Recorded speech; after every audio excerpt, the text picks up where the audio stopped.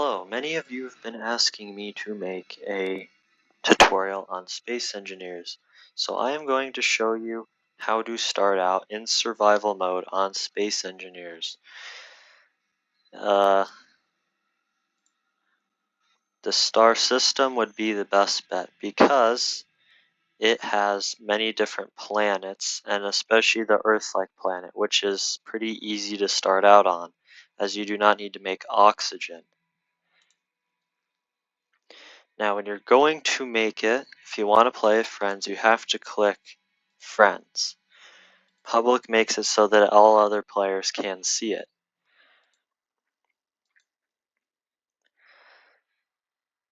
Then you want your inventory size to be max so you can carry around enough.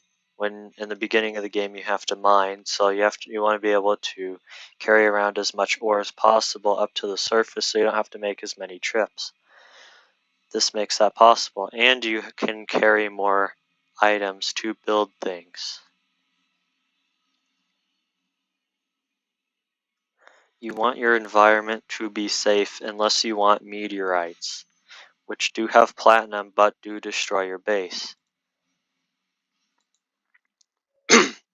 Higher density asteroids are more laggy, but they do offer more resources and more places to build asteroid bases. And higher encounter amounts mean you can get more resources from those encounters.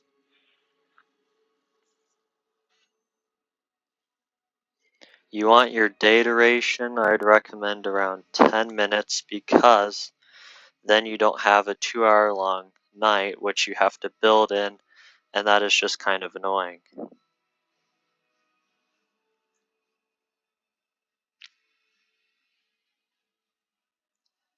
Spiders, I don't know actually what they do, but I do know they are probably aggressive. Ooh, I don't want that. Make sure there is no lightning damage toggled on because then you will have lightning zap your build and it does damages. Also make sure you do not want wolves because they will try and eat you and it makes the game a lot harder. Okay, I'm gonna spawn in.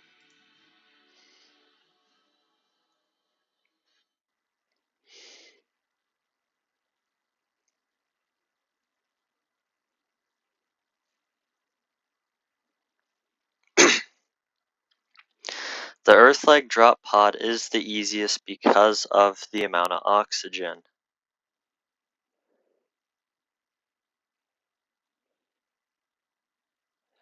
It means you do not have to worry about your oxygen because there's enough to breathe.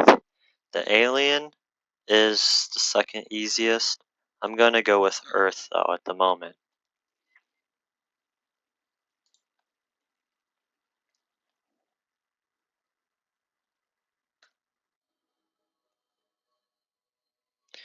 V makes you go in third person mode so you can see around. Oh no, I've spawned in one of the Arctics.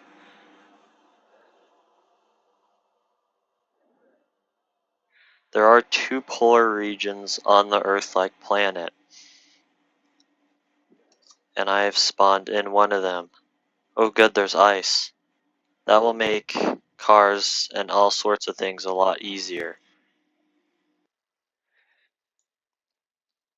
There is a mineral detector, let's see, right there, that detects ores for I think around 50 meters. Let's see, what is the first thing I need to do?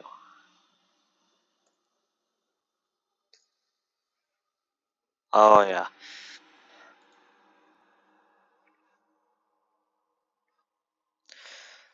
So when you start out, you need to dig down into the stone because the dirt does not give you enough resources to start building a base. So if you hold left click down, I don't know what it is on controller, But if you hold left click down, you mine faster, but you don't get any resources. The dirt can be deeper depending, or the stone can be deeper depending on where you are. But I think I just hit into it. I think that's actually water. Ah, oh, shoot, no. I mean, that's good for later. I don't need to turn the water into fuel yet, though. Let's see, that's not the H2O2. Well, I'm gonna have to walk over here for stone then. In the Arctic, the stone is exposed. Everywhere else, it's normally not exposed. And the Arctics do have a lot more ice spawns. Also, if you hold F down, it automatically collects the rock for you, so you don't have to run around and pick all of it up. Some does get away though, and roll away. I'm not going to go for that.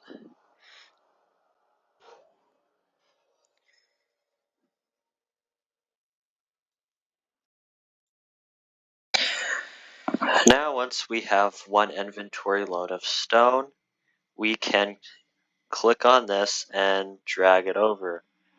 Or you could just, I believe, double click. And then once you have done that, you click this square. Shoot, I haven't done this in a while. Oh, production it is. And then you have to click this in order to make ingots. I don't want to have to click this again, so if you hold shift and control and click, it does 1,000. So I'll just click this enough times so that I'll never have to click that again. Then once I go back to this, I got components I can make. This thing will automatically produce iron, nickel, and silicon. And I'm pretty sure that's all it can do. Another thing is, your drill actually has an ore detector on it, so I can see the ice below me even though I'm 50 meters away from my other ore detector, which is on the drop pod.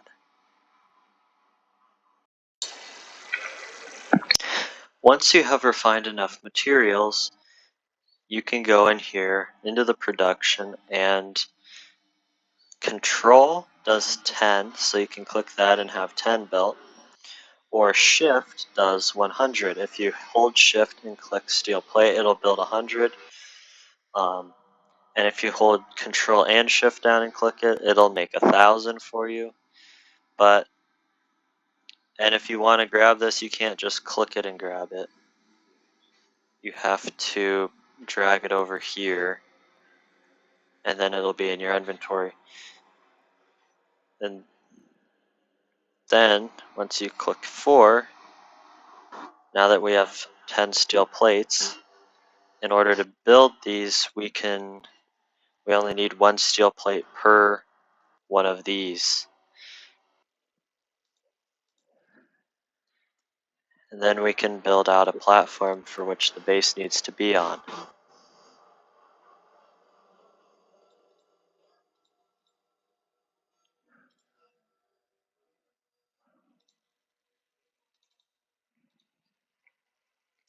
Once we build a base, then we will be able to build a refinery and an assembler.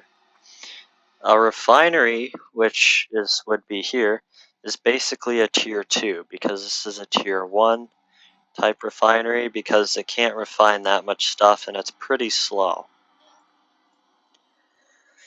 If we go over here and we click 6, this is the basic refinery. It's not the best, there is a bigger and better refinery, and then there is a Prototech refinery. But for now, we only need this. And another thing, if you click G and type in refinery, you can drag this over here. And then if I go like this and I do middle mouse, it will try and grab the stuff that you need for the refinery. But I don't have that stuff yet, so I'm gonna have to build that. Another thing I forgot to mention is in the bottom left corner, you can see your energy is going down. If that runs out, you will start to die and take damage. In order to make sure that you do not die and take damage, this right here on the survival kit, if you aim your the pointer thingy in the middle of the screen, whatever you call that, at it and hold F, your energy will start to go up as this survival kit charges your suit. And then you will not have that issue. Also, if you have lights on, it takes more energy out of your suit. So do not leave them on during the daytime in the beginning of the game, or you may die faster.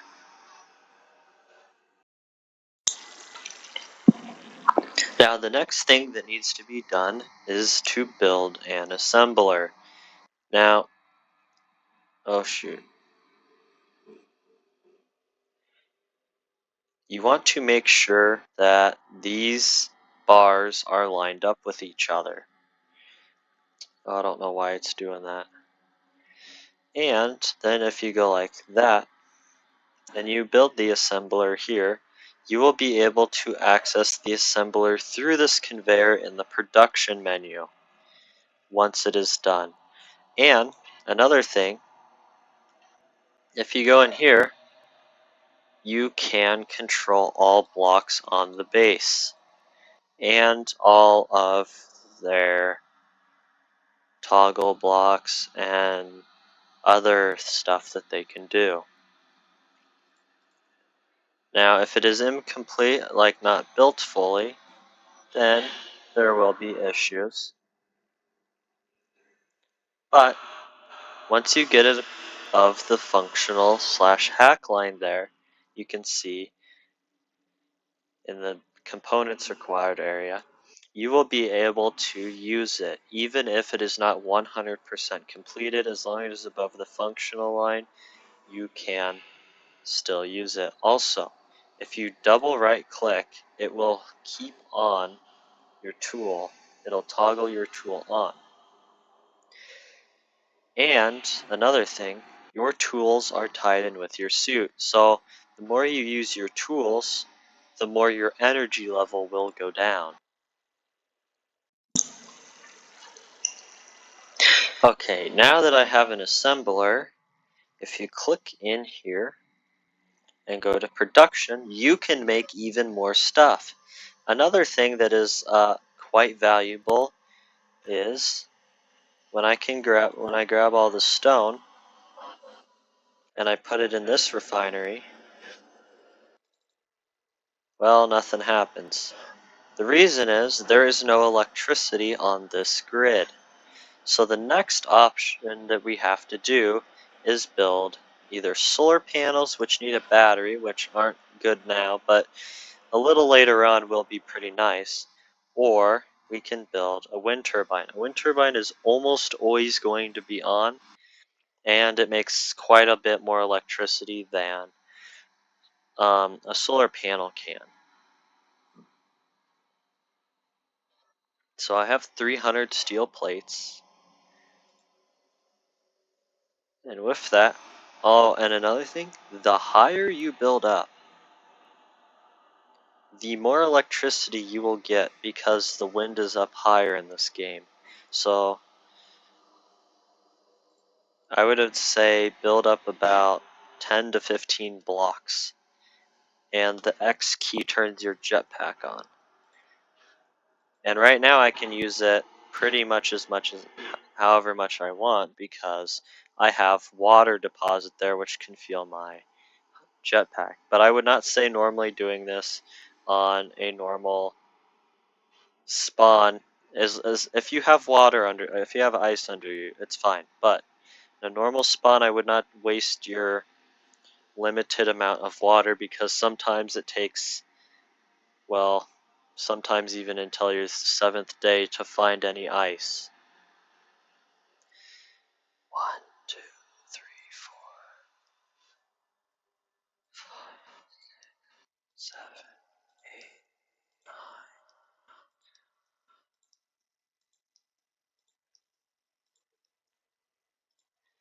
Now up here, what I'm going to do is I'm going to build blocks off like this.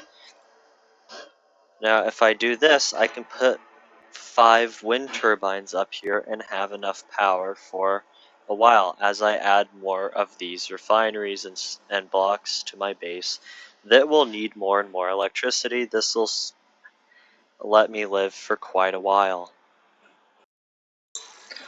Another thing I forgot to mention is if you run out of hydrogen, you can just grab this hydrogen bottle, which will be in your pod.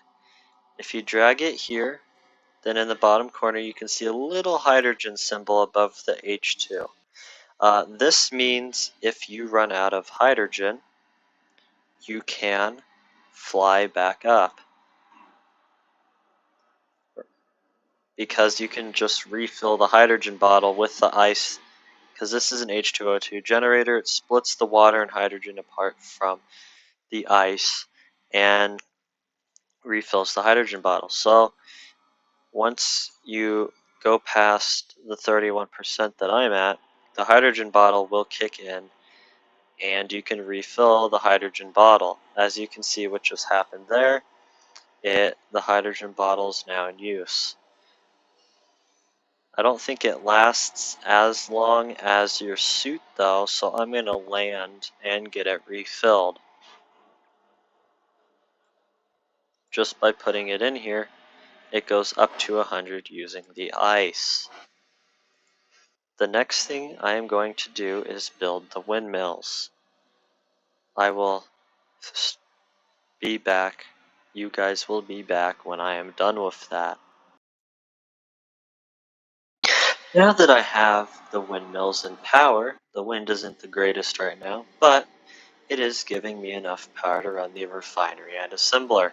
And I got a light, which you can actually change its brightness and stuff by clicking on it and messing around with this. You can also change its color, the radius, the fall off, all this stuff. But now I can see at night and I can see what I'm doing without having to use the lights from my suit. And the rocks that I had put in here have already turned into the resources that I can use, because this refinery is basically like 3 times faster than the survival kit up here. Now I'm going to grab this and put it in my new one so I don't have to waste any resources.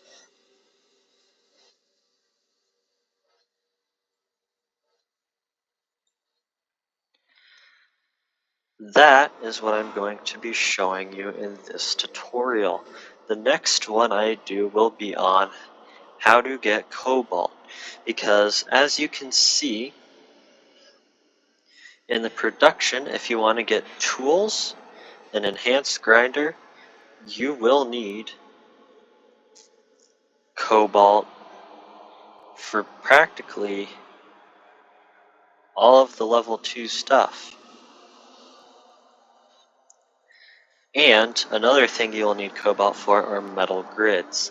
Now, metal grids are used in engines, flying engines specifically, so jet engines, thrusters, all that stuff.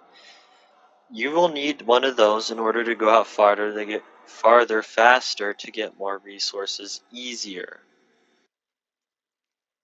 But we have to start out with a car first. So I will show you how to build a vehicle that is capable of scouting out minerals in the next tutorial, and I will show you some great places to find ore, and I'll even show you how to find ore from up in the air because it actually shows a little on the ground, these little dark spots. That's it for this tutorial. I'll see you next time.